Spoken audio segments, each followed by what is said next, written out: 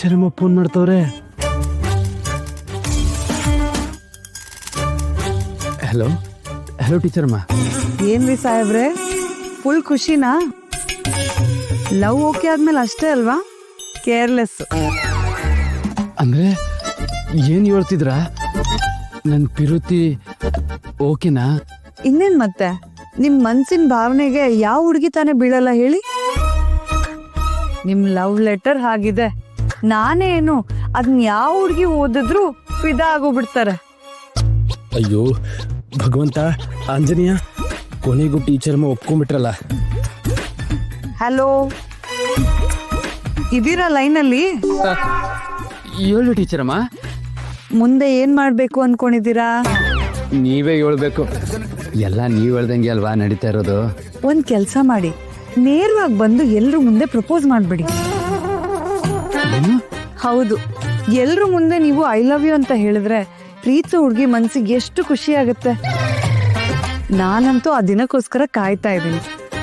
ಎಲ್ರ ಮುಂದೆನಾ? ಒಂಥರ ಭಯ ಆಯ್ತದೆ ಟೀಚರ್ ಅಮ್ಮ. ಭಯ ಆದ್ರೆ ಏನು ಸಾಧನೆ ಮಾಡಕ್ಕಾಗಲ್ಲ ರುದ್ರ ಅವ್ರೆ.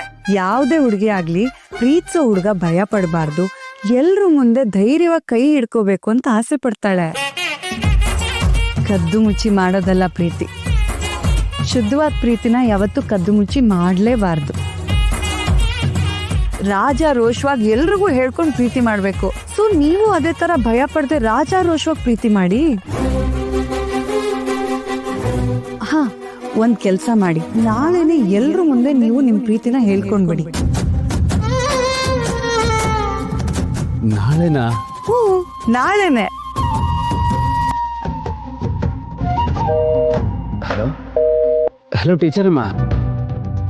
ಅಯ್ಯೋ, ಸ್ವಿಚ್ ಆಫೇ ಆಗೋಯ್ತು. ಅಯ್ಯೋ, ಪೂನಿ ಕಟ್ಟಾಗ್ಬಿಡ್ತಲ್ಲ. ಬ್ಯಾಟ್ರಿ ಬ್ಯಾಕಪ್ಪೇ ಬರ್ತಿಲ್ಲಪ್ಪ.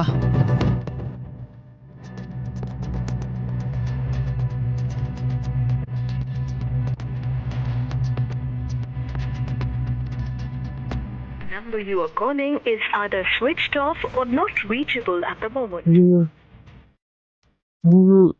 Switch off ಬರ್ತೈತಲ್ಲ.